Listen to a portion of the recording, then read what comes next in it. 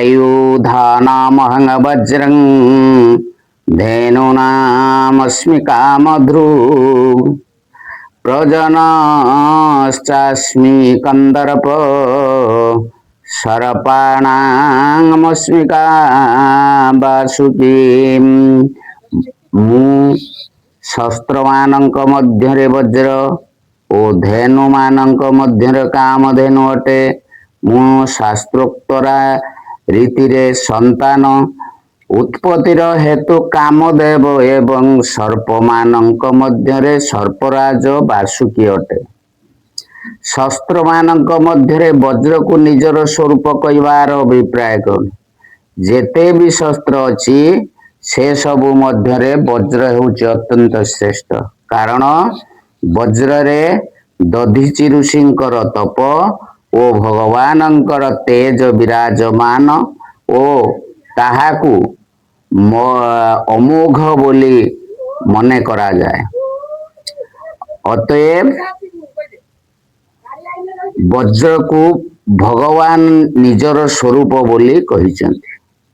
धेनु मानंक मध्यरे कामधेनु निजर स्वरूप बोली कहिवार अभिप्राय कौन? कामधेनु गाई मानंक मध्यरे श्रेष्ठ दिव्य गाई। सी देवता तथा मनुष्य समस्तंकर समस्त कामना पूर्ण करती एवं ताहांकर उत्पत्ति मध्य समुद्र मंथन होइछि।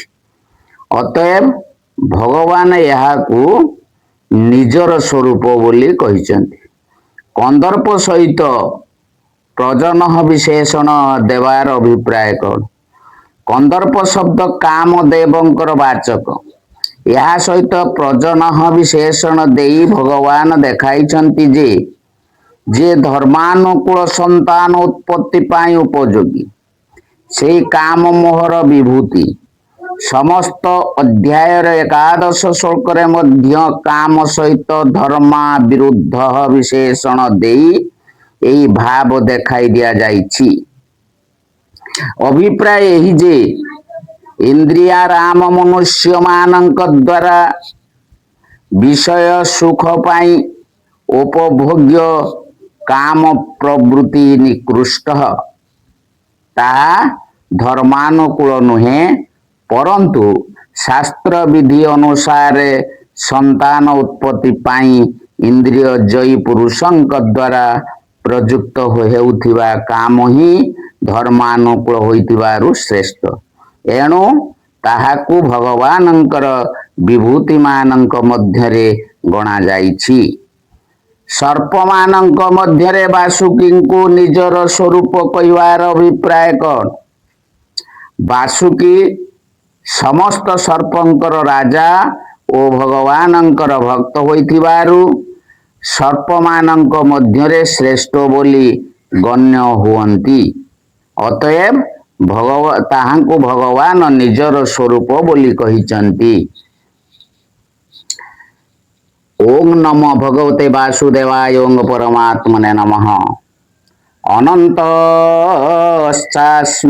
नागानां वरुणो जगसामहं पितॄणां मर्जमा चास्मि जम संजमतामहं। मु नागमानंक मध्यरे शेष नाग, जलचर मानंक मध्यरे सेमानंकर अधिपति वरुण देवता एवं पितृमानंक मध्यरे अर्ज्यमा नामक पितृ तथा शासक मानंक मध्यरे जमराज अटे। नागमानंक मध्यरे शेष नागंकु भगवान निजर स्वरूप कहवार अभिप्राय कौन? शेष नाग समस्त नागंकर राजा ओ सहस्र फणा युक्त अटंती। से भगवानंकर सज्जा होई एवं नित्य तांको सेवारे लागी रही तांको सुख देउथिबा परम अनन्य भक्त अटंती। से बहुबार भगवानंक सहित अवतार नहीं तांको लीलारे सम्मिलित होइछंती। तांकर उत्पत्ति मध्य भगवानंक ठारू बोली ग्रहण करा जाइछि। ଅତଏବ ତାହାଙ୍କୁ ଭଗବାନ ନିଜର ସ୍ୱରୂପ ବୋଲି କହିଛନ୍ତି। ଜଳଚର ମାନଙ୍କର ଅଧିପତି ବରୁଣଙ୍କୁ ନିଜର ସ୍ୱରୂପ ବୋଲି କହିବାର ଅଭିପ୍ରାୟ କଣ? ବରୁଣ ସମସ୍ତ ଜଳଚର ତଥା ଜଳ ଦେବତାଙ୍କ ଅଧିପତି, ଲୋକପାଳ ଦେବତା ଓ ଭଗବାନଙ୍କର ଭକ୍ତ ହୋଇଥିବାରୁ ସର୍ବଶ୍ରେଷ୍ଠ ବୋଲି ସ୍ୱୀକୃତି ହୁଅନ୍ତି। ଅତଏବ ତାହାଙ୍କୁ ଭଗବାନ ନିଜର ସ୍ୱରୂପ ବୋଲି କହିଛନ୍ତି। ପିତୃମାନଙ୍କ ମଧ୍ୟରେ ଅର୍ଜମାଙ୍କୁ ନିଜର ସ୍ୱରୂପ କହିବାର ଅଭିପ୍ରାୟ କଣ? କବ୍ୟବାହ, ଅନଳ, ସୋମ, ଯମ, ଅର୍ଜମା, ଅଗ୍ନିସ୍ୱାତ ଓ ବହିରିଷଦ ଏହି 7ଟି ହେଉଛନ୍ତି ପିତୃଗଣ। ସମସ୍ତ ପିତୃଙ୍କ ମଧ୍ୟରେ ପ୍ରଧାନ, ସେ ପ୍ରଧାନ ହୋଇଥିବାରୁ ସର୍ବଶ୍ରେଷ୍ଠ ବୋଲି ସ୍ୱୀକୃତ ହୋଇଛନ୍ତି। ଅତଏବ ତାହାଙ୍କୁ ଭଗବାନ ନିଜର ସ୍ୱରୂପ ବୋଲି କହିଛନ୍ତି। ଶାସକ ମାନଙ୍କ ମଧ୍ୟରେ ଯମକୁ ନିଜର ସ୍ୱରୂପ ବୋଲି କହିବାର ଅଭିପ୍ରାୟ କଣ? ମର୍ତ୍ୟ ଓ ଦେବ ଜଗତର ଯେତେ ବି ଶାସକ ଅଛନ୍ତି, ଯମରାଜ ସେମାନଙ୍କ ମଧ୍ୟରେ ଶ୍ରେଷ୍ଠ। ଏହାଙ୍କର ସମସ୍ତ ଦଣ୍ଡ ନ୍ୟାୟ ଓ ଧର୍ମଯୁକ୍ତ, ହିତପୂର୍ଣ୍ଣ ଓ ପାପନାଶକ ହୋଇଥାଏ। ଏ ଭଗବାନଙ୍କର ଜ୍ଞାନୀ ଭକ୍ତ ଓ ଲୋକପାଳ ମଧ୍ୟ। ଅତଏବ ଭଗବାନ ଏହାଙ୍କୁ ନିଜର ସ୍ୱରୂପ ବୋଲି କହିଲେ। ଶେଷଂ ଚାକଳ୍ପୟେଦ୍ଦେବମନନ୍ତଂ ବିଶ୍ୱରୂପିଣୀଂ ଯୋ ଧାରୟତି ଭୂତାନି ଧରାଂ ଚେମାଂ ସପରବର୍ତ୍ତମ୍। ଅର୍ଥାତ୍ यही परम देव विश्वरूप अनंत नामक देव स्वरूप शेषनाग को उत्पन्न कले, जे पर्वत मानक सहित यही सारा पृथ्वी को तथा प्राणी मानक धारण करी रखिचंती।